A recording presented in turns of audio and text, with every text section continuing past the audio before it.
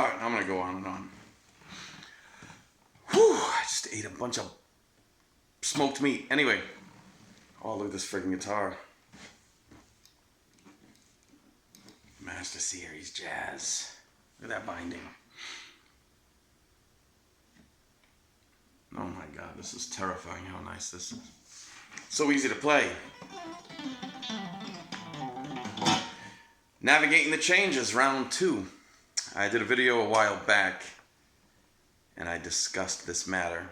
Well, you know what I didn't? I did, but I deleted it from the video because I was just rambling on like I'm doing now for like literally 15 minutes. And I chopped off all my yakking and just left like a 2 or 3 minute video. To recap, navigating the changes just means outlining the chords. So what I was just playing, like a rhythm changes thing.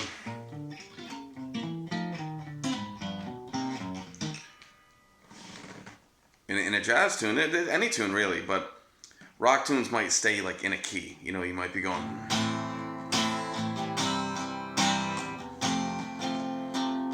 You can still have chords, you could still imply those changes, but it's more natural for you. You're probably going to hear things, as long as you know those chords and the arpeggios and the scales, whatever.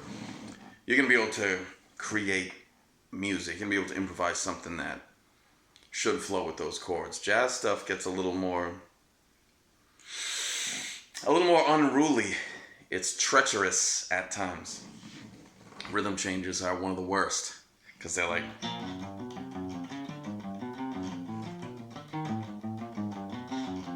and they're generally fast.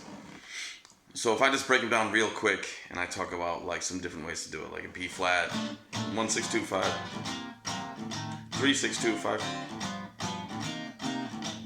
then a 2 5 to the E flat, to A flat, and you can do them a bunch of different ways. But you could end like, or you could end like. Anyways, if you don't know rhythm changes, you can look it up. If you don't know them, there's some steps you gotta do before watching this. The first thing couple of things. Most people, when they're playing over changes like that, do not navigate the changes. They don't imply the changes. They'll just play the key of B flat over that whole thing. So they'll be going.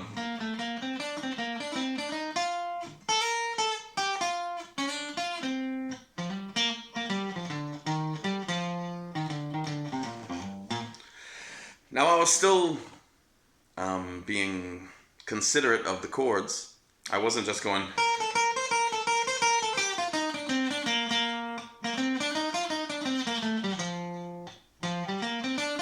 I don't even know where I am in the form right now.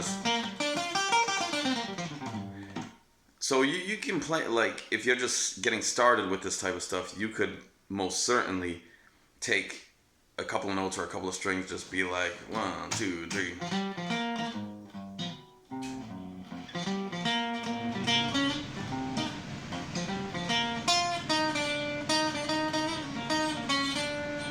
Alright, I went out.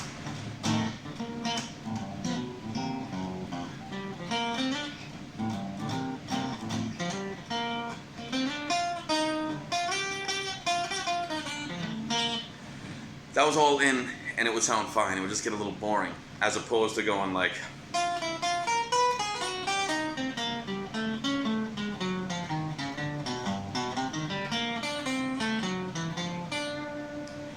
And that stuff is a lot of chromatic stuff, but mostly it involves the arpeggios. Like if you have B flat, G7, C minor 7, F7. Now, a lot of those would also, to make them more jazzy, you would have alterations. Like you might play, you might have a G7 sharp 5. So then that would sound like.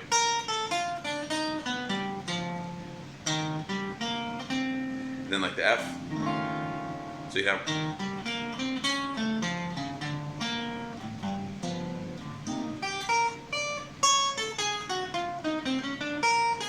That little thing I did. I got the sharp 9. And I don't remember what that sharp 5, I think. So, oops.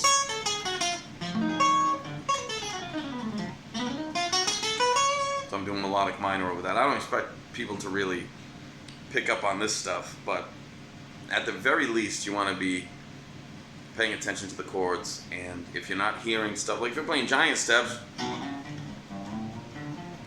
like the first step to that is stuff like this. Whoa, again.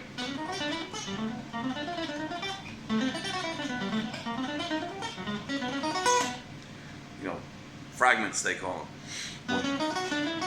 Oh.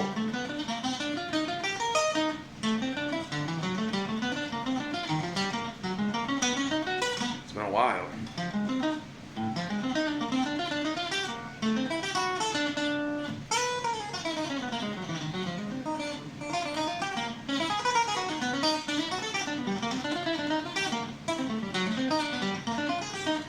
But that, you're probably not hearing melodies over that. It's kind of an exercise. It's academic. I mean, I love the song. It's a great progression, but it's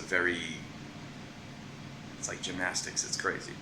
But back to like rhythm changes or blues stuff, definitely work your arpeggios.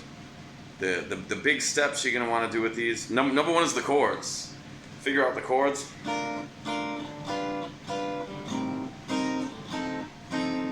You know, all that stuff.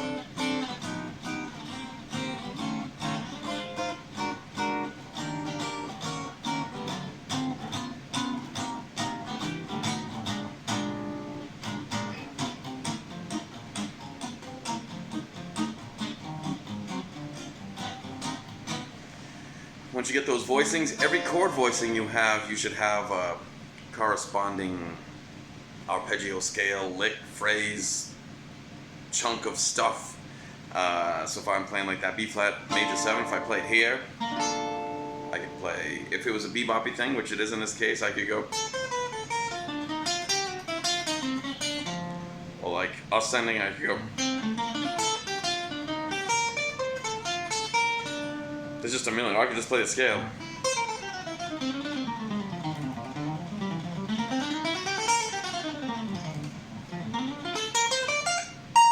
Arpeggios.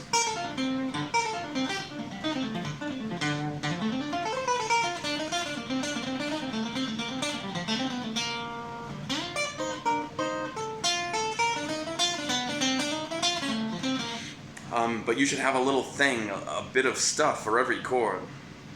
So the next chord, I mean, if I play the B flat here, I can do that. I can do that.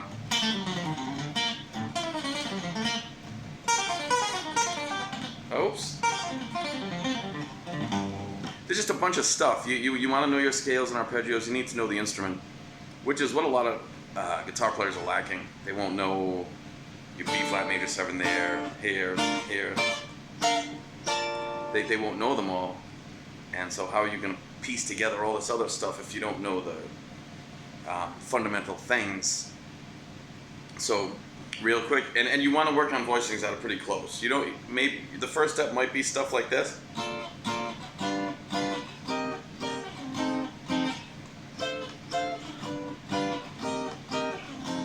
All root position. It makes it easier if you switch strings and go like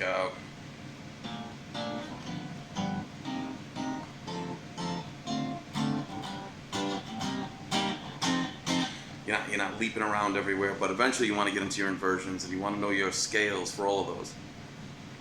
What scales? What are you doing? Whatever ones you want. The G7, when I do it, they go by very quickly, so you could get by with just looking at the arpeggio and adding, you know, the 9s or the altered 5s. So in other words, I go like that. Like you don't really have time to be going on one chord. So I would really just on those quick beboppy tunes that are switching like every 2 beats, work on the arpeggios.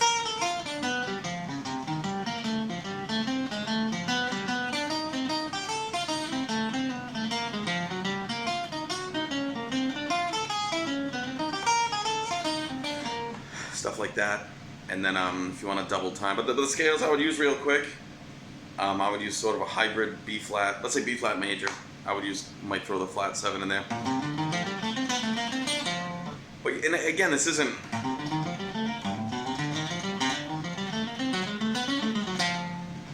You could do that. I remember practicing like that, just straight up or down the scale, up one scale. But just to give you like the information, you do with it what you may, what you will. Let's say B flat major, and again, I cannot help but to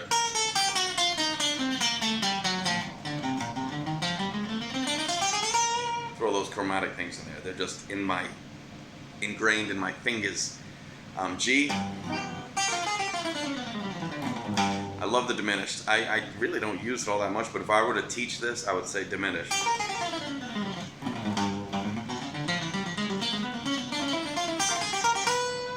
Just fits.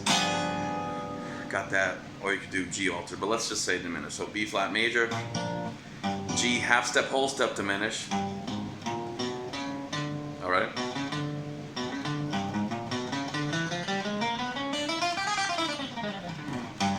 C minor 7, C Dorian, just B flat scale. And F, F altered. Oh, F diminished. Let's keep it diminished. Then a 2/5. All right, D minor 7 to G7, typical D Dorian, aka key of C. Same thing on the 2/5, C minor 7 to F7, C Dorian, which is just a B flat scale. And then back to that diminished. That half step. So on that D minor 7 to G7, you know, D Dorian. I don't know if I messed this up earlier, but on the G, you can just keep it diminished.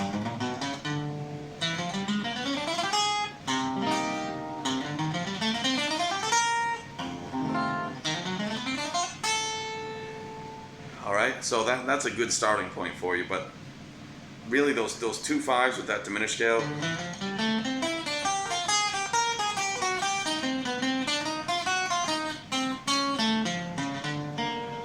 that's going to be a big one. Man, hope I'm not confusing the shit out of people.